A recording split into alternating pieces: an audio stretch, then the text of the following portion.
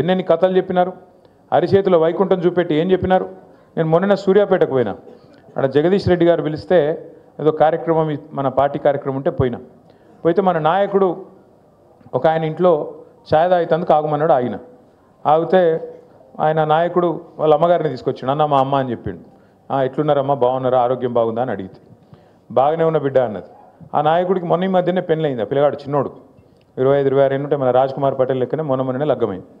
అయితే పెళ్ళైన తర్వాత వాళ్ళ అమ్మగారిని పరిచయం చేసిండు. పరిచయం చేస్తే నేను మాట్లాడుతున్నా, మరి కోడలు ఏమంటుందమ్మా, కొత్త కోడలు మంచిగానే ఉందా అన్న. ఏం కోడలు కొడుక ఏమున్నది అన్న. అంటే గిట్లా మాట్లాడబట్టే, కొత్తగా పెళ్ళయింది గిట్లా మాట్లాడబట్టే నేను పరిచయం అయినా. ఏమైందమ్మా, ఏమి ఇబ్బంది అంటే ఆమె ఏమన్నది తెలుసా, కోడలు వస్తే నెలకు 2500 రూపాయలు వస్తాయి అనుకున్న కొడుక, 2000 లేవు, 500 లేవు, ఏం లేవు అని ఆమె అన్నది. ఈ లోపల కోడలు ఆమె గడుస్తున్నది, పిల్ల వచ్చింది. నీకు కూడా 4000 పెన్షన్ వస్తుంది అనుకున్నా, వచ్చిందా అన్నది. అంటే కాంగ్రెస్ వాళ్ళ వల్ల, రేవంత్ రెడ్డి వల్ల ఇలా పరిస్థితి ఏంటంటే అత్తకోడల పంచాయతీలు కొత్తవి వస్తున్నాయి. 2500 వస్తాయని అత్తగారు అనుకున్నది, కోడల పిల్ల 2500 తెస్తుందని అత్తమ్మ ఆశపడ్డది. అత్తమ్మకు 4000 వస్తాయని చెప్పి వాళ్ళు అనుకున్నారు. అత్తగారు వాళ్ళు ఏమనుకున్నారు, తులం బంగారం వస్తుందని అత్తగారు వాళ్ళు కూడా అనుకున్నారు. ముగ్గురికి పంచాయతీ పెట్టిండి ఇప్పుడు రేవంత్ రెడ్డి. అంటే ఎంత జూటబాజ్ మాటలు, ఎంత ధోకేబాజ్ మాటలు అంటే కాంగ్రెస్ వాళ్ళవి. మీరు నమ్మలే, ఇవ్వరు. వెంగళరావు నగర్లో నమ్మలే, హైదరాబాద్లో నమ్మలే, ఓఆర్ఆర్ లోపల ఎల్బీ నగర్లో నమ్మలే, ఎవరు నమ్మలే వీళ్ళని. కానీ పాపం మా మిర్యాల కూడా నమ్మిరు. మా భాస్కర్ అన్న కూడా కొట్టిరు. భాస్కర్ అన్న చాలా మంచోడు. ఆయన సొంత పైసలు ఖర్చు పెట్టుకొని ప్రజలకు సేవ చేసే మనిషి ఆయన. పాపం ఆయన ఎందుకు ఓడగొట్టిరంటే వాళ్ళకి పాపం ఇలా అర్థం లేదు, తాత్పర్యం లేదు, మోసపోయి నిన్ననే చూసిన వార్త నాకు చాలా ఆశ్చర్యం అనిపించింది. రాష్ట్రం అంతటా ఇలా యూరియా కోసం లైన్లు కనబడుతున్నాయా, మీరు చూస్తుర్రా?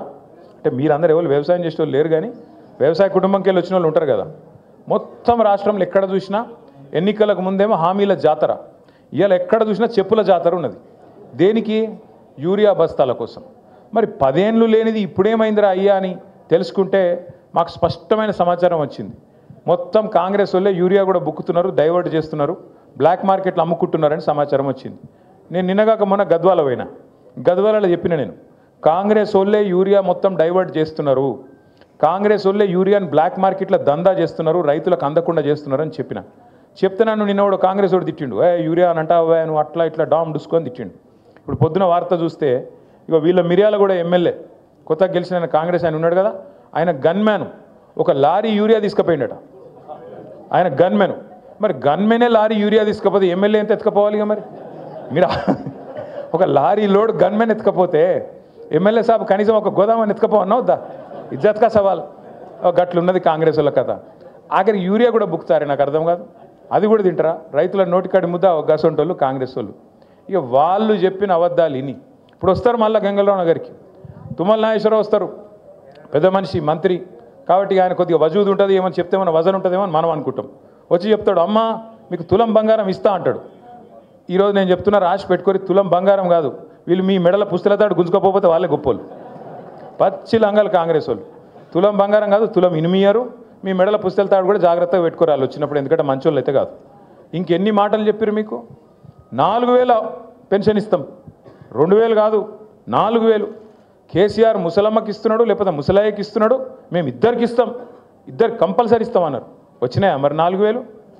22-23 నెలలు అయిపోయా, 4000 పెన్షన్ పత్తలేదు, 2500 యాదికి లేదు. ఆ రోజు డైలాగ్ కొట్టిండి పెద్ద మనిషి డిప్యూటీ సీఎం బట్టి విక్రమార్క. ఒక ఆయన పాపం టీవీలో అడిగిండు బట్టి విక్రమార్క గారిని, అయ్యా మరి మీరు చెప్పే హామీలు వింటుంటే మొత్తం 420 హామీలు అయినాయి, 420 హామీలు అయినాయి, మరి ఇవన్నీ కూడితే ఒక 5-6 రాష్ట్రాల బడ్జెట్ సరిపోదు, యాడికెళ్ళి ఇస్తావా పైసలు అన్నాడు. ఏమన్నాడు ఎరికేనా ఆయన? మేము కాంగ్రెస్ వాళ్ళం ఏమనుకున్నారు మీరు? మేము 125 సంవత్సరాల చరిత్ర మాది, ఒక్కొక్కరు 6-6 ఫీట్లు ఉన్నాం మేము. కేసీఆర్ బక్కగున్నాడు, మేము దొడ్డుగున్నాం, మంచి తెలివితేటలు పుష్కలంగా ఉన్నాయి మాకు. మేము మొత్తం ఎట్లా ఆదాయం ఎట్లా పెంచాలి, ఎట్లా ఆదాయం పంచాలి అవన్నీ మేము చూస్తాం. కొత్త అప్పులు చేయం, సంపద పెంచుతాం, అందరికి ఇచ్చిన హామీలు నిలబెట్టుకుంటాం, 100 రోజుల్లోనే 6 గ్యారంటీలు అమలు చేస్తాం, ఇగో బాండ్ పేపర్ మీద కూడా రాసిస్తున్నాం అన్నాడు. ఇవాళ మీరు చూసింటారు పేపర్లో వార్త వచ్చింది, పిల్లలకు వీళ్ళు ఫీజు రీయింబర్స్మెంట్ ఇస్తలేరు, సర్టిఫికెట్లు ఇస్తలేరు కాలేజీలో. వీళ్ళు ఫీజు రీయింబర్స్మెంట్ కట్టాలి కదా. రాజశేఖర్ రెడ్డి గారు ఉన్నప్పుడు ఒక పథకం తెచ్చిండు, మంచి పథకం. ఏంటిది అది? పిల్లలు ప్రైవేట్ కాలేజీలో చదువుకుంటే వాళ్ళకు కాలేజీలకు పిల్లల తరఫున ఫీజు కట్టాలి, అది ఫీజు రీయింబర్స్మెంట్. మన గవర్నమెంట్ వచ్చినప్పుడు, కేసీఆర్ గారి గవర్నమెంట్ వచ్చినప్పుడు కాంగ్రెస్ వాళ్ళు, అప్పుడున్న కాంగ్రెస్ ప్రభుత్వం మన మీద ఒక 3,000 కోట్ల బాకీ ఇడిచిపెట్టిపోయింది. ఇడిచిపెట్టిపోతే ఆ 3,000 కట్టినాం. ఆ 3,000తో పాటు 9.5 సంవత్సరాల్లో మరొక 17,000 కోట్లు కట్టినాం. అంటే 20,000 కోట్ల రూపాయలు పిల్లల ఫీజు రీయింబర్స్మెంట్ కోసం మనం కట్టినాం. అంతేగాని కాంగ్రెస్ వాడు ఇడిచిపెట్టిపోయిన బాకీ కాంగ్రెస్ వాడు కట్టాలి, నాకేం సంబంధం అని మనం అనలే. బరాబర్. ఎందుకంటే గవర్నమెంట్ అనేది కంటిన్యూగా ఉండాలి.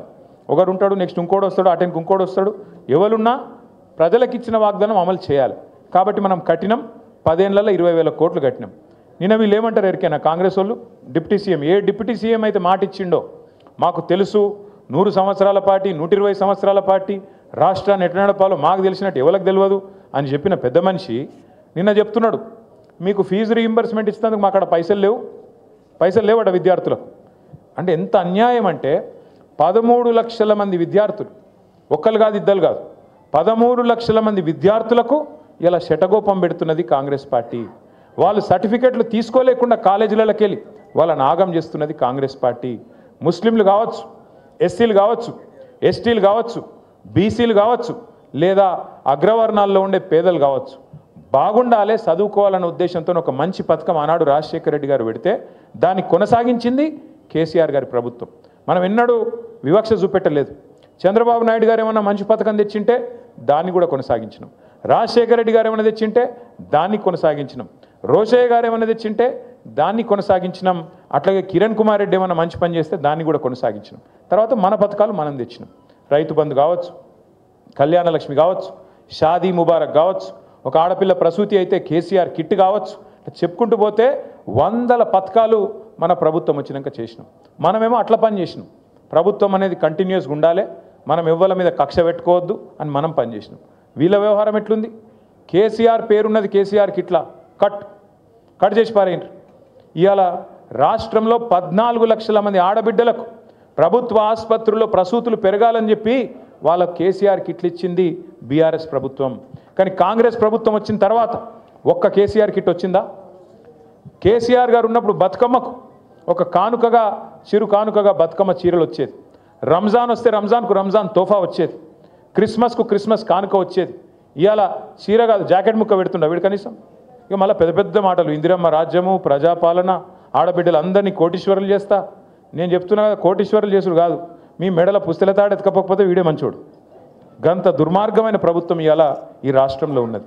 ఫీజు రీయింబర్స్మెంట్కు పైసలు లేవు, తులం బంగారంకు పైసలు లేవు, రైతు బంధుకు పైసలు లేవు, 4,000 పెన్షన్కు పైసలు లేవు, 2,500కు పైసలు లేవు, రుణమాఫీకి పైసలు లేవు.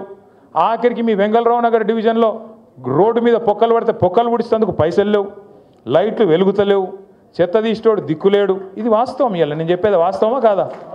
పట్టించుకుంటోడు ఉన్నాడు ఇవాళ రాష్ట్రంలో? ఎవరి పనుల వాళ్ళు ఒకటే బిజీగా ఉన్నారు. చందానగర్లో మొన్న పొద్దున పూట, మనకి ఎక్కువ దూరం కూడా కాదు, 4-5 కిలోమీటర్ల అవతల చందానగర్లో పొద్దున పూట బంగారం షాప్ మీద పడి దొంగలు తుపాకులు పట్టుకొని ఆయనతో దోసుకొని పోయారు. చూసిరా టీవీలలో లేదా? ఇలా పట్టించుకుంటోడు లేడు హైదరాబాద్లో. భయం లేదు, భక్తి లేదు. ఎందుకంటే వీళ్ళే దోసుకోబట్టి దండుపాలెం బ్యాచ్ లెక్క వీళ్ళే మోపైంది. ఇక వాళ్ళకు ఇంకోటి దొంగ ఎందుకు భయపడతాడు? చిన్న దొంగ పెద్ద దొంగ. చిన్న దొంగలు పెద్ద దొంగకు భయపడతారా? అందుకే ఇవాళ డే లైట్ మర్డర్స్ అవుతున్నాయి. క్రైమ్ రేట్ 41% పెరిగింది. సీసీ కెమెరాలు పనిచేస్తలేవు. ఆఖరికి గల్లీలో పెట్టిన లైట్లు పనిచేస్తలేవు, బుగ్గలు పనిచేస్తలేవు. కింద పొక్కలు పడితే పొక్కలు ఉడిచేటోడు కూడా లేడు, పట్టించుకున్నోడు లేడు. వీళ్ళట జూబ్లీ హిల్స్లో మాగంటి గోపీనాథ్ ఆశయాలు మేము కొనసాగిస్తాం, మేము ఇది చేస్తాం, అది చేస్తాం అన్న చెప్పింది, సుధీర్ అన్న చెప్పింది కరెక్ట్. రేపు తెల్లారి ఎలక్షన్ అయిపోయిన తెల్లారి నవంబర్ మాసం తర్వాత ఇవాళ మీ ఇండ్ల చుట్టూ తిరుగుతున్న ఈ కాంగ్రెస్ నాయకులు ఒక్కడంటే ఒక్కడు మళ్ళీ అడ్రస్ కూడా లేకుండా వారిపోతారు, ఫోన్ నెంబర్లు కూడా మార్చుకుంటారు. ఇది జరగకపోతే నన్ను పట్టుకోవాలని చెప్పి నేను కోరుతా ఉన్నా. ఒక్క మనిషి కూడా మళ్ళీ కనబడాడు. మళ్ళీ చివరికి మిగిలేది గిదే గులాబీ కండువా, గిదే గులాబీ దండు, గిదే టీఆర్ఎస్ సైన్యం, కేసీఆర్ సైన్యం, కేసీఆర్ బలగం తప్ప ఎవరు కూడా మిగిలరు, కనబడరు. మళ్ళా హైదరాబాద్ ప్రజలతోని మళ్ళా కలిసిమెలిసి ఉండేది, మళ్ళా కొట్లాడేది, సమస్యల పరిష్కారానికి ముంగట పడేది మన పార్టీ తప్ప వాళ్ళతో కాదు. ఒకటి యాద్ చేసుకోండి, 2014లో రాష్ట్రం వచ్చింది. అప్పుడు వెంగళరావు నగర్ డివిజన్లో, మధురా నగర్లో, అట్లాగే మీ దగ్గర ఉండే ఇంకా ఇతర బస్తీలలో, రేమత్ నగర్లో, ఇంకా జవహర్ నగర్, యాదగిరి నగర్ అంతటా కూడా ఆ రోజుల్లో కొన్ని అనుమానాలు ఉండే. ఏమవుతుందో, రాష్ట్రం కొత్తగా వచ్చింది, మన పంచాయతీలు పెడతారా వీళ్ళు, ఆంధ్ర తెలంగాణ పంచాయతీలు అయితాయా, ఇంకోటి ఏమన్నా అవుతుందా, తెల్లారులేస్తే గుద్దుకునుడు తన్నుకునుడు ఉంటుందా, ఇవన్నీ అనుమానాలు ఉండే. కానీ ఏమన్నా అయిందా ఎక్కడైనా? ఎవరినన్నా కనీసం గొడవలు పంచాయతీలు గుద్దుకునుడు తన్నుకునుడు కాదు, కనీసం ఒకరినొకరు ఎవరైనా గిచ్చుకున్నారా? కనీసం 10 ఏళ్ళు ఎంత భద్రంగా ఉండే తెలంగాణ, 10 ఏళ్ళు హైదరాబాద్ ఎంత సురక్షితంగా ఉండే కేసీఆర్ గారి నాయకత్వంలో, అదే ఇవాళ ఎట్లయింది? లైట్లు పనిచేయాయి, బుగ్గలు పనిచేయాయి, పొక్కలు ఊడిస్టోడు లేడు, డే లైట్ మర్డర్స్ అవుతాయి, డే లైట్ల జ్యువెలరీ షాప్ల మీద వాడు దోసుకుంటారు, ఆడపిల్లల మీద అత్యాచారాలు పెరుగుతాయి. మొత్తం 41% క్రైమ్ రేట్ హైదరాబాద్లో పెరిగింది. నిన్న మీరు వార్తలు చూడండి ఇవాళ పేపర్లల్లో, 3 కొట్టుకపోయిన వర్షాలలో, 3 కొట్టుకపోయిన వర్షంలో. అంటే నేను ఎందుకు చెప్తున్నా ఇదంతా అంటే, పట్టించుకునేటోడు లేడు హైదరాబాద్ని. ఇవాళ ఒక మంత్రి లేడు, ఒక ఎమ్మెల్యే లేడు అని కనీసం అడిగేటోడు కూడా లేడు హైదరాబాద్లో. అటువంటి పరిస్థితి ఈ కాంగ్రెస్ ప్రభుత్వంలో ఉన్నది. జిమ్మెదారు గల ప్రభుత్వం అయితే, నిజంగా బాధ్యత గల ప్రభుత్వం అయితే, ఇట్లాంటి వర్షాలు పడుతున్నప్పుడు సీరియస్గా పెద్ద ఎత్తున ఇబ్బందులు ఉన్నప్పుడు ప్రజలకు ఒక 3 మంత్రులను జూబ్లీహిల్స్ ఎలక్షన్లో పెట్టుడు కాదు, 3 మంత్రులను హైదరాబాద్ మొత్తంలో పెట్టి ఎక్కడ సమస్య ఉంటే అక్కడ పోయి పరిష్కారం చేస్తే ఒక గది ప్రభుత్వం అవుతుంది. ఆ పని మనం చేసినాం 10 ఏళ్ళు, వీళ్ళు చేయలేదు. సరే మనం కట్టినట్టు వీళ్ళకు 36 ఫ్లైఓవర్లు కట్టే చేత కాకపోవచ్చు, కానీ కనీసం పొక్కలు ఊడ్చే తెలివి కూడా లేదా? కనీసం రోడ్ల మీద గుంతలు పడితే ఆ గుంతలు ఊడ్చే తెలివి కూడా లేదా? దయచేసి ఆలోచించండి. నేను మిమ్మల్ని కోరేది ఒక్కటే, ఇవాళ మీరందరూ కూడా 56 బూత్లకు సంబంధించిన బూత్ కమిటీ సైనికులు ఇక్కడ ఉన్నారు. మీ అందరితో నా ప్రార్థన ఒకటే, మళ్ళీ కేసీఆర్ గారే రావాలనే మాట ఇవాళ హైదరాబాద్లో కాదు, ఇవాళ రాష్ట్రంలో ఉండే ప్రతి వర్గం నుంచి ఒక్కటే మాట వినబడతా ఉన్నది, అప్పుడే మంచిగుండే తిరిగి కేసీఆర్ గారిని తెచ్చుకోవాలనే మాట వినబడతా ఉన్నది. అందుకే నేను మిమ్మల్ని కోరేది ఒకటే, కేసీఆర్ గారు తిరిగి మళ్ళీ రాష్ట్రానికి నాయకత్వం వహించాలి అంటే ఆ జైత్రయాత్ర మీ జూబ్లీహిల్స్ నుంచే మొదలు కావాలని చెప్పి నేను కోరుతా ఉన్నా, మీ వెంగళరావు నగర్ డివిజన్ నుంచే మొదలు కావాలని నేను కోరుతా ఉన్నా. यहीं से शुरू होना अपनी जीत की जो सिलसिला है, यहीं से शुरू होना है. क्योंकि आज हर कोई चाह रहा, आप कोई ऑटो चलाने वाले हमारे भाई से पूछो क्या हालत है रे भाई, क्या हालत है, बर्बाद हो गया ना भाई, क्या करें. मैं 2-4 महीने पहले मैं आ रहा था कहीं असेंबली से, मैं पार्टी ऑफिस आ रहा था, आते आते बीच में वो बंजारा हिल्स के पास रेड लाइट आया तो रुक गया मैं. इतने में मेरे बगल में एक ऑटो आ गया, ऑटो वाला सलाम बोला, मैं भी सलाम भाई बोला. बोलते ही उन्होंने बोला साहब एक बार शीशा नीचे करो. मैं शीशा नीचे कर लिया. बोला सलाम, मैं फिर से बोला सलाम. क्या नाम है? बोला महमूद. बोला महमूद भाई क्या हाल है? क्या हाल है साहब? बर्बाद है. मैं बोला बर्बाद क्या हुआ? क्या है साहब? पूरा धंधा कारोबार ख़त्म, कहीं भी रोटेशन में पैसे नहीं है, एक तरफ रियल एस्टेट ख़त्म हो गया, एक तरफ हमारा कारोबार ख़त्म हो गया, कहीं भी आज कहीं भी देखो आप, आज कोई नहीं है साहब. केसीआर साहब जाने के बाद वो गया साहब, वो माहौल गया हैदराबाद में, वो पुराना वाला हालचाल नहीं है అని అన్నాడు. मैं क्या करूं महमूद भाई, फिर एक ఓట్ का सज़ा 5 साल है ना, ఒక ఓటు శిక్ష 5 ఏళ్ళు కదా అని నేను అన్నా. అంటే ఏమంటాడు తెలుసా महमूद भाई, कोई तरकीब नहीं है क्या साहब, कोई तरकीब అంటే ఏమైనా ఉపాయం లేదా అంటుండు. యాడున్నది ఉపాయం? ఉపాయం యాడున్నదంటే మీ చేతులు ఉన్నది. జూబ్లీహిల్స్లో మీరు గట్టిగా గుద్దుతే వీళ్ళు చక్కగా అవుతారు, లైన్లకు వస్తారు. ఇచ్చిన హామీలన్నీ నిలబెట్టుకోవాలంటే మీరు జూబ్లీహిల్స్ లగాయించి మంచిగా పిడికిలు బిగించి కడుపులోకి వెళ్ళి గట్టి గుద్దుతే అన్ని చక్కగా వెళ్తాయి.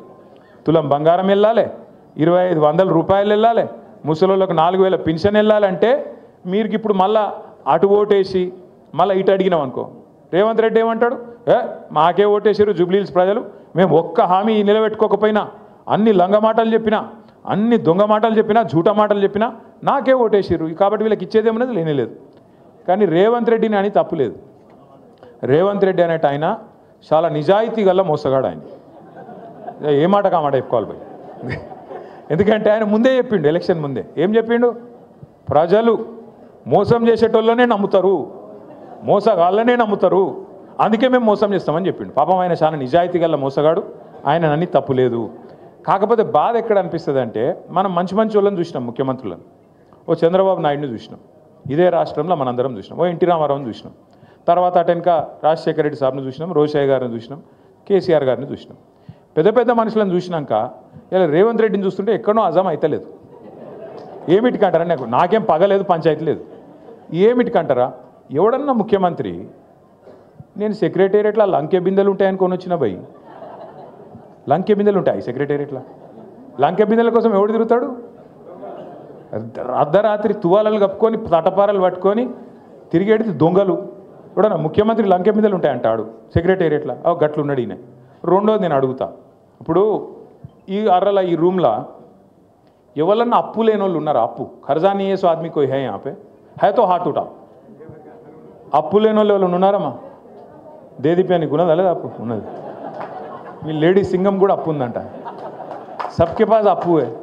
అప్పు లేని వాళ్ళు ఎవడు ఉన్నాడు? మా సుధీర్ అన్న కూడా ఉంది అప్పు. ఎందుకంటున్నా అంటే వెంకటేశ్వర స్వామి గుడి ఉంది రా భయ్, మా వాళ్ళకి లేక దేవుని గుడి ఉంది. కరెక్ట్ చెప్పిండు మా తమ్ముడు. అయితే ఎందుకు చెప్తున్నా అంటే అప్పు అందరికి ఉంటుంది, కానీ ఏం చేస్తాం మనం? అప్పు హైతోవి కర్జా హైతోవి లోపల బనీన్కు పొక్కలున్నా మీదికెళ్ళి మాత్రం కడక్ అంగి వేసుకుంటాం, బయటికి మాత్రం షాన్ మే ఫరక్ నీ అని అన్నట్టు తిరుగుతాం. ఎందుకు తిరుగుతాం? మళ్ళీ ఎవడన్నా అప్పు ఇవ్వాలంటే ఇవన్నా వద్దా? ఇవ్వాలన్నా లేదా? ఇవ్వాలి మరి, అందుకే తిరుగుతాం అట్లా. కానీ ఈయన ఎట్లున్నాడు ముఖ్యమంత్రి? ముఖ్యమంత్రి అంటేనే కుటుంబానికి పెద్ద. ఈయననే తెల్లారి మార్కెట్లో పడి నా రాష్ట్రం దివాలా తీసింది, నా రాష్ట్రం సంకనాకిపోయింది, నా రాష్ట్రం మొత్తం ఎయిడ్స్ పేషెంట్ అయిపోయింది, నా రాష్ట్రం క్యాన్సర్ పేషెంట్ అయిపోయింది, నేను ఢిల్లీకి పోతే నాకు ఎవడు అపాయింట్మెంట్ ఇస్తలేడు, నాకు అపాయింట్మెంట్ ఇస్తే చెప్పులు ఎత్తుకపోతాడేమో అని భయపడుతుర్రు, ఇట్లా మాట్లాడతారు ఎవడ ముఖ్యమంత్రి. గీననట మన జుబ్లీల్స్ని ఉద్ధరిస్తారట, హైదరాబాద్ను ఉద్ధరిస్తారట. మీరు ఆలోచన చేయండి, గిసొంటి ముఖ్యమంత్రిని ఎవరైనా చూసినామా? ఇంకోటి అప్పు ఉందనుకో, ఇప్పుడు నేను సుధీర్ అన్న కాడ 1 లక్ష రూపాయలు అప్పు తీసుకున్నా అనుకో, చెప్తా నేను ఏం చెప్తా అన్న, ₹1 మిత్తి ఇస్తా, నాకు 6 నెలల్లో వాపస్ ఇస్తా అని చెప్తా. ఏదో వెళ్ళలేదు నాకు. సుధీర్ అన్న ఫోన్ చేస్తున్నాడు 6 నెలల తర్వాత, ఏమైనా భయ్ ఇస్తలేవు అని. 2 సార్లు ఫోన్ ఎత్తుతా, 3 సార్లు ఫోన్ కట్ చేస్తా, I'm not accessible not reachable అని పెడతా. పెట్టినాక ఓ రోజు సుధీర్ అన్న వచ్చి పట్టుకుంటాడు, అరే దొరుకుతలేవు ఏం సంగతి రాబాయ్ అని పట్టుకుంటాడు. పట్టుకున్నాక ఏం చేయాలి నేను? అరే కాదన్న దండం పెడతాను ఏమనుకోక జర వెళ్తలేదు, ఇంకో నెలాగి ఇస్తా అని చెప్తా. కానీ ఈ ముఖ్యమంత్రి ఎట్లున్నాడు తెలుసా? ఎలక్షన్ల ముందు వాగ్దానాలు చేసినావు కదా, అడ్డమైన వాగ్దానాలు ఇచ్చినావు కదా, మరి ఏమాయబాయి నిలబెట్టుకుంటలేవు అని మేము అడిగితే ఏమంటుంది తెలుసా? ఏం చేస్తారు నన్ను కోసుక తింటారా? కోసుక తినే నీకు నువ్వేమన్నా సేపువా మామిడికాయవా? ఎవడు కోసుక తింటాడు? ఏం కోసుక తింటాడు? అంటే గంత గిట్లాంటి మాటలు మాట్లాడే ముఖ్యమంత్రి నా జీవితంలో అయితే నేను చూడలే. పెద్ద పెద్ద వాళ్ళని చూసినాం, మంచి మంచి వాళ్ళని చూసినాం, ఇసొంటోని ఎప్పుడు చూడలే. మరి ఇసొంటోని చేలగాళ్ళు అందరూ వచ్చి వెంగళరావు నగర్ చుట్టుముట్టి మేము ఉద్ధరిస్తాం మేము ఇది చేస్తాం అంటే అసలుడే సక్కగలేడు. మీరేం చెప్తారు నాకు అర్థం కాదు. తుమ్మల నాగేశ్వరరావు ఏం చెప్తాడు, పొన్నం ప్రభాకర్ ఏం చెప్తాడు, వివేక్ ఏం చెప్తాడు, వాళ్ళతో ఏమవుతుంది? ఊదుగాలది పీరి లేవది, ఏది కూడా జరగదు. ఎలక్షన్ తెల్లారి ఒక్కడు కూడా పత్తు ఉండడు. మళ్ళా మిగిలేది గిదే గులాబీ కండువా హైదరాబాద్లో తప్ప మళ్ళీ ఎవడు అడ్రస్ కూడా దొరకడు కాంగ్రెస్ వాడు. యాది పెట్టుకోండి. నేను మిమ్మల్ని అందరినీ కూడా ఒక్కటే కోరుతున్నా, మనోళ్ళకి ఏం అలవాటు అంటే వెంగళరావు నగర్లో కానీ హైదరాబాద్లో కానీ మీరందరికీ మనకు కొద్దిగా నవాబీ టచ్ ఉంటుంది కదా, హైదరాబాద్లో అంటే కొద్దిగా నవాబీ టచ్ ఉంటుంది. మనం జల్ది వెళ్ళాం ప్రచారం, మెల్లగా ఆరామ్సే उठते आराम से चलते आराम से अपना काम चलता. सुबह सुबह 9 बजे मीटिंग बोलते कैसे आना रे भाई, रात को 2 बजे सोए कैसे उठना, ఈ టైప్ ఉంటాం మనం. ఈ ఒక్క 2 నెలలు దయచేసి కొద్దిగా టైంకు వండుకోండి, టైంకు లేవుర్రి, జర్ర కష్టపడుర్రి దయచేసి. నెంబర్ 1 రిక్వెస్ట్ మీకు, పడదామా వద్దా? ఆ పొజిషన్లు ఉన్నాం కాబట్టి మళ్ళీ పొజిషన్లకు రావాలంటే లగాయించి పని చేస్తేనే అవుతుంది తప్ప మనం డైలాగులతో కాదు. నెంబర్ 1. నెంబర్ 2, మరి గోపీనాథ్ ఉండే పెద్ద దిక్కు, మీ అందరికి అండగా ఉండే, మరి అన్నవాయే కదా ఎట్లా, గోపన్న లేడు కదా ఎట్లా అనే బాధ మీకు ఉండొచ్చు. మీ అందరికి నేను మాట ఇస్తున్నా, ఒక్క గోపన్న లేడు కానీ గింత పెద్ద కుటుంబం మీకున్నది. నేనున్నా, విష్ణన్ ఉన్నాడు, సుధీర్ అన్న ఉన్నాడు, భాస్కర్ అన్న ఉన్నాడు, సోయల్ భాయ్ ఉన్నాడు, సునీతం ఉన్నది, దేదీప్యం ఉన్నది. ఇంతమందిని కూడా మీరు ఏ అర్ధరాత్రి పిలిచినా మీ కాడికి వచ్చే బాధ్యత మాది. తప్పకుండా మిమ్మల్ని కాపాడుకునే బాధ్యత మాది. పెడతారు కేసులు పెడతారు, బెదిరిస్తారు, ఇది అంటారు అదంటారు. మీరు చూస్తూనే ఉన్నారు కదా నా వెంబడి ఎట్లా పడ్డారు. కేటీఆర్ని ఇలా జైల్లో పెడతారు అని ఒకడు అంటాడు, బాంబులు వెళ్తూనే ఉన్నాయి దసరాకు అని ఒకడు, దీపావళికి అంటాడు ఒకడు. మరి ఆ దీపావళి పోయింది, ఇప్పుడు మళ్ళీ దీపావళి వస్తుంది, బాంబు లేదు భీము లేదు. భయపడద్దు, రాజకీయంలో ఇవన్నీ కామను. వాళ్ళు ఏందో చేస్తాం, కేసులు పెట్టి బెదిరిస్తాం అనుకుంటారు.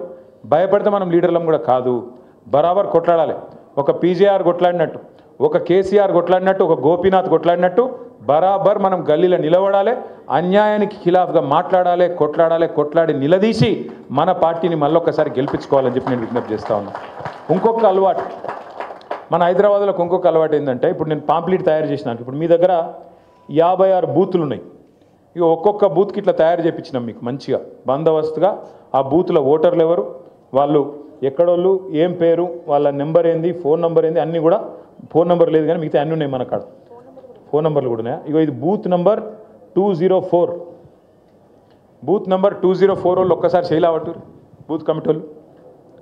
204 చేయలేవట్టు సార్ 204 बूथ वाले చేయలేవట్టు రాలేదా नहीं मालूम क्या आपको 202 है आपका 202 वाले हाथ उठाओ भाई ठीक है बैठ जाओ ఒక్కొక్క బూత్కి మనం అనుకున్నది ఏంటంటే 10 మంది బూత్ కమిటీ సభ్యులు ఉండాలి అనుకున్నాం దబ్బన ఎక్కడైనా గ్యాప్ ఉంటే చూసుకోండి రిపేర్ చేయండి 204 వాళ్ళు వచ్చినట్లేరు పిలుచుకోండి వాళ్ళకు కూడా మీరు ఉన్నారా ठीक है ఉంటే సంతోషం మీరు ఏం చేయాలంటే ఒక్కొక్క బూత్లో మీకు 800 నుంచి 1200 ఓట్లు ఉంటాయి 56 బూత్లు అంటే మొత్తం ఓట్లేనమ్మా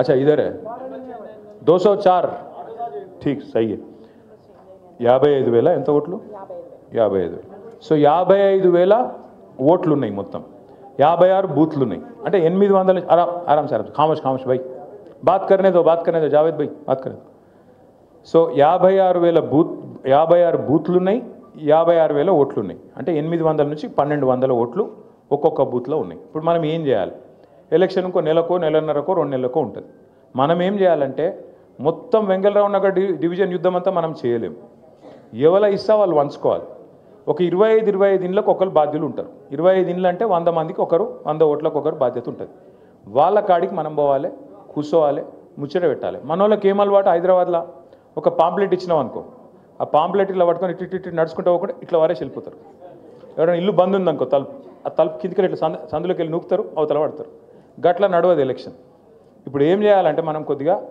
మంచిగా పోయి కూర్చొని ఆడ లేడీస్ ఉంటే లేడీస్ పోవాలి ముచ్చట పెట్టాలి అమ్మ మీకు పథకాలు అందుతున్నాయా కేసీఆర్ గారు ఉన్నప్పుడు బాగుండేనా కాంగ్రెస్ వచ్చినాక బాగున్నదా మీ వార్డులో ఏమేమి సమస్యలు ఉన్నాయి మరి మీకు వీళ్ళు ఇన్ని హామీలు ఇచ్చారు కదా కాంగ్రెస్ వాళ్ళు ఒక్కటన్నా వచ్చిందా మరి ఇలా ఏం మొక్కం పెట్టుకుని ఓట్లు అడగడానికి వస్తుండ్రు ఓట్లు వేస్తారా తప్పకుండా యాద్ చేయాలి ఇంకొక మాట కూడా మీరు బరాబర్ యాద్ చేయాలి మీ వెంగళరావు నగర్ డివిజన్లో 3-4 పెద్ద స్లమ్స్ ఉన్నాయి 50-50 ఉన్నది అన్న చెప్పినట్టు విష్ణు అన్న చెప్పినట్టు 50-50 ఉన్నది కాలనీస్ ఉన్నాయి స్లమ్స్ కూడా ఉన్నాయి మీరు స్లమ్స్లో ఉన్న సోదరులు యాద పెట్టుకోవాలి మీరు కింద కాంగ్రెస్కు ఓటేస్తే వాళ్ళ చేతిలో మీరు లైసెన్స్ పెట్టినట్టే ఏమిటికి లైసెన్సు బుల్డోజర్ వచ్చి మా ఇల్లు ఊలగొట్టరా అబ్బాయి అని చెప్పి పిలుచుకున్నట్టు ఆ బయలు ముజే మారంటారు చూడు తెలుసా హైదరాబాద్లో కావాత్ ఉంటుంది ఆ బయలు ముజే మారని ఒక లైసెన్స్ ఇచ్చినట్టే లెక్క మీరు కింద కాంగ్రెస్కు ఓటేస్తే మీ ఇల్లు ఊళ్ళగొట్టేందుకు మీరే లైసెన్స్ ఇచ్చినట్టు మీ ఏళ్ళతో మీ కంటిని మీరే ఓడుచుకున్నట్టు అవుతుంది యాది పెట్టుకోండి చెప్పాలి మనం 10 మందికి ఎందుకంటే కాంగ్రెస్ వాళ్ళు వచ్చినాక ఒక్క ఇల్లు కట్టిరా హైదరాబాద్లో కట్టిరా నాకు తెలియకుండా ఎక్కడ సీక్రెట్ కట్టిరే ఒక్క ఇల్లు కట్టలేదు కానీ ఎన్ని ఇల్లు గులగొట్టిరు చూడరు మీరు ఒక్కసారి ఆ వీడియోలు చూడరు మూసీలో గులగొట్టిరు ఏడబడతాడబోయి ఇష్టం వచ్చినట్టు గరీబోళ్ళ ఇల్లు గులగొట్టిరు కేసీఆర్ ఉన్నప్పుడేమో 1,00,000 మందికి పట్టాలు ఇచ్చిండు కేసీఆర్ జీవో నెంబర్ 58-59 కింద గరీబోళ్ళు తెలుచో తెలియకనో ఎక్కడన్నా ఒక గుడిసెనో ఒక చిన్న రేకుల షెడ్ వేసుకుంటే వాళ్ళందరికీ గ్యారంటీ ఉండాలని చెప్పి 1,00,000 మందికి పట్టాలు ఇచ్చిన నాయకుడు కేసీఆర్ గారు అదే ఈ రేవంత్ రెడ్డి ప్రభుత్వం వచ్చినాక తప్పకుండా నాకు తెలిసి కొన్ని వేల ఇండ్లు కులగొట్టిరు కొన్ని వేల ఇండ్లు హైదరాబాద్లో కులగొట్టింది రేవంత్ రెడ్డి ప్రభుత్వం ఇందిరమ్మ రాజ్యం అంటే ఇండ్లు కులగొట్టుడా ఇందిరమ్మ రాజ్యం అంటే గరీబోని ఇల్లు లేకుండా చేసి ఆఖరికి వాళ్ళ పిల్లలు ఇంట్లోకి వెళ్ళి వాటర్ బాటిల్ తీసుకుంటాం బ్యాగు తీసుకుంటాం అంటే కూడా మెడలు పట్టి నూకి అవతల వారేసి తీసుకోలేకున్న అవకాశం లేకుండా చేసి వాళ్ళని నిలగొట్టుడు ఇందిరమ్మ రాజ్యమా గరీబోళ్ళకు వ్యతిరేకంగా ఉండే ఇందిరమ్మ రాజ్యమా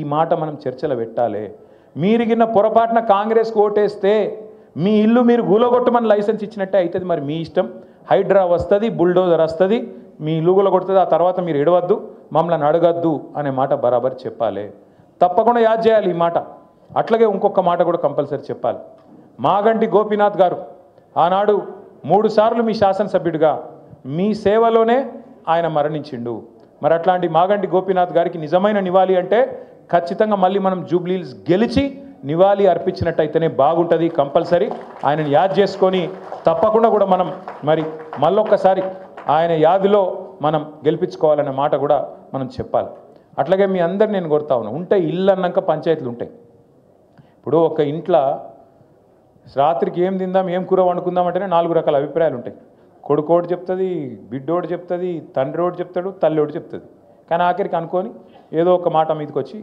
నిలబడతాం ఇప్పుడు వెంగళరావు నగర్ డివిజన్లో కూడా మన పార్టీలో కూడా ఉంటాయి పంచాయతీలు లేవని నేను అంటలేను ఉన్నాయి నాకు ఎరికే ఇక్కడ చెప్తే బాగుండదు ఇక మైక్లో ఉన్నాయా లేవా సిగ్గుపడకూరు చెప్పురు పర్వాలేదు ఉన్నాయి కదా ఒక నలుగురు ఉండే ఇంట్లోనే సమస్యలు ఉంటాయి. నేను దేదీప్య గారిని కోరుతున్నా, మా సుధీర్ అన్నని కోరుతున్నా, మా విష్ణు అన్నని కోరుతున్నా, మా భాస్కర్ అన్నని కోరుతున్నా, సోహెల్ భైని, ఇంకా మిగతా దినేష్ను అందరినీ కోరుతాను. ఇల్లు అన్నాక, ఒక కుటుంబం అన్నాక పంచాయతీలు లేని కుటుంబం ఎక్కడ ఉండదు. ప్రతి ఇంట్లో పంచాయతీలు ఉంటాయి, ప్రతి దగ్గర ప్రతి కుటుంబంలో పంచాయతీలు ఉంటాయి. కానీ ఇది కాదు, బజార్లో పడి కొట్లాడుకునుడు, బజార్లో పడి గుద్దుకునుడు, బజార్లో పడి మాట అనుకునుడు. అట్లాగే మనోళ్ళు మనం ఒక అరలో కూర్చొని మాట్లాడుకోక ఇట్లాంటి పరీక్ష సమయం వచ్చినప్పుడు మనం బయటపడి మాట్లాడుకుంటూ మంచిది కాదు. ఈ టైంలో అందరం కలిసిమెలిసి పనిచేయాలి. ఇప్పుడు ఒక ఉదాహరణ చెప్తాను నేను. ఇప్పుడు మీరు ఇంట్లో 100 అనుకుంటాం మనం, కానీ పక్కింటితో పంచాయతీ పడ్డది అనుకో, అందరం ఒకటైతామా కాదా? ఇది కూడా కదే. ఇలా పక్కింటోడు ఓ దిక్కేమో బీజేపీ వాడు, ఇంకో దిక్కేమో కాంగ్రెస్ వాడు. వాళ్ళిద్దరు మన ఇల్లు కబలించాలని చూస్తూ ఉన్నారు. జూబ్లీ హిల్స్ మన ఇల్లు కబలించాలని చూస్తుంటే కలెక్టివ్గా ఒక్కటిగా కొట్లాడదామా వద్దా? కొట్లాడదామా? కొద్దిగా ఎందుకో జోష్ వెనకకెళ్ళి వస్తలేదు. కొట్లాడు వద్దా? మరి పోయినసారి నిజంగా జోష్ ఉంటే, పోయినసారి మీరు 2000 ఓట్ల మెజారిటీ ఇచ్చారు గోపన్నకు. మరి ఈసారి దానికి డబల్ ఇస్తేనే నిజంగానే మీరు తనలాడినట్టు, ఏమైనా చేసినట్టు, నిజంగానే ఏమైనా వర్కౌట్ అయినట్టు లెక్క. అంతేనా? దయచేసి నేను కోరుతున్నా, ఇట్లా బూత్ కమిటీలు ఏవైతే వేసినామో బూత్ల వారీగా మీటింగ్లు పెట్టుకొని ఏం చేయాలో మీరు 10 మంది పంచుకోండి. 1000 ఓట్లు 10 మంది పంచుకుంటే ఒక్కొక్కరికి 100 ఓట్లు వస్తాయి. ఆ ఒక్కొక్కరు ఏం చేయాలంటే మీకు వచ్చే 20 ఇండ్లో 25 ఇండ్లో గంతవరకే మీ బాధ్యత. ఆ 25 ఇండ్లు తిరిగి వచ్చే నెల 2 నెలలు కొద్దిగా కష్టపడి, మీ లోకల్ ఏరియానే కాబట్టి మీకు పెద్ద ఇబ్బంది కూడా కాదు, రోజుకు 1-2 గంటలు టైం ఇస్తే ఆ 20-25 ఇండ్లు మీరిగిన చక్కగా మీకు ఏం కావాలి, ఏమున్నది, మీ సమస్యలు ఏంటి, కాలనీ సమస్యలు ఏంటి, వ్యక్తిగతంగా ఏంటి, ఇవన్నీ అడిగి మీరు కనుక కరెక్ట్గా వాళ్ళని కన్విన్స్ చేయగలిగితే మన గెలుపును కాంగ్రెస్ వాడు ఆపలేడు, బీజేపీ వాడు ఆపలేడు. కానీ ఇది జరగాలంటే జర మనం జల్దీ వండుకోవాలి, జల్దీ లేవాలి, జర పాంప్లెట్ ఇస్తే ఇసిరేయద్దు, ఇంటింటికి పోవాలి, కూర్చోవాలి, थोड़ा तफसील में बात करना, समझाना. कहीं भी अगर कुछ अनबन है అంటే ఇంట్లో మనకు పంచాయతీలు ఉన్నాయనుకో, ఒకటే డివిజన్లో ఒకటే బస్తీలో కూడా లీడర్లు ఉంటారు, ఒకళ్ళకొకళ్ళకి పడది. కొద్దిగా జాగ్రత్తగా ఎత్మినాన్గా అందరం కూర్చొని మాట్లాడుకుంటే బ్రహ్మాండమైన ఫలితం వస్తుంది. నా ప్రార్థన మీతోని మళ్ళా కలుసుకుందాం. నేను కూడా ఎక్కడ పోతలేను, నాకు కూడా జూబ్లీ హిల్స్ తప్ప వేరే పనేం లేదు. తప్పకుండా గల్లీ తిరుగుతాను, నేను కూడా వస్తా మీ దగ్గరికి. ప్రతి గల్లీ తిప్పుండ్రి, ప్రతి బస్తీ తిప్పుండ్రి, ప్రతి కాలనీ తిప్పుండ్రి, వస్తా. కానీ ఎక్కడెక్కడ పంచాయతీలు ఉన్నాయో ఫస్ట్ మీరు అవి లిప్టాయించుకోండి. మీరు పంచాయతీలు మీరు సెటిల్ చేసుకోకుండా పంచాయతీ పెద్దగా నన్ను పెడితే నాతోని కాదు. మీరే పెద్ద మనిషిగా సుధీర్ రెడ్డి గారు ఉన్నారు, భాస్కర్ రావు గారు ఉన్నారు, విష్ణుభాయ్ ఉన్నాడు, వాళ్ళని కూర్చోబెట్టుకోండి. మీరు వాళ్ళ ముంగట్నే ఏమైనా చిన్న సమస్యలు ఉంటే పరిష్కారం చేసుకోండి. అంత తప్ప ఇంకో పని చేయొద్దు. ఈ ప్రభుత్వానికి ఖచ్చితంగా శిక్ష వేయాలి. మనము 6 గ్యారంటీలను మోసం చేసినందుకు, ఫీజు రీయింబర్స్మెంట్ ఇవ్వకుండా ఇవాళ 13 లక్షల మంది విద్యార్థులను వాళ్ళ తల్లిదండ్రులను ఇబ్బంది పెడుతున్నందుకు, అట్లాగే ఈ 22 నెలల్లో హైదరాబాద్ను అధఃపాతాళానికి తీసుకుపోయినందుకు ఈ ప్రభుత్వానికి, కాంగ్రెస్ పార్టీకి బుద్ధి చెప్పాల్సిన బాధ్యత, హైదరాబాద్ ప్రజల తరపున మరొక ఝలక్ ఇయ్యాల్సిన బాధ్యత మనందరి మీద ఉన్నది. తప్పకుండా ఆ దిశగా మనం నడుద్దామని వీళ్ళందరినీ కోరుతూ, మరి ఎవరన్నా మీరు మళ్ళీ కలిసేది ఉంటే, ఫోటోలు దిగేది ఉంటే ఒక పద్ధతి కమన ఇట్లా రండి, ఇట్లా పోదాం. భోజనం కూడా ఉన్నది, అందరు భోజనం చేసే పోవాలి, మీరు ఆగం చేయకూరి. 1-2 జాయినింగ్లు కూడా ఉన్నాయి. ఆ జాయినింగ్లు చేసుకున్నాక సుధీర్ అన్న చెప్తాడు. లాస్ట్కి ఒకసారి గట్టిగా అన్ని పిడికిలు లేవాలి. జై తెలంగాణ, కేసీఆర్ గారి నాయకత్వం.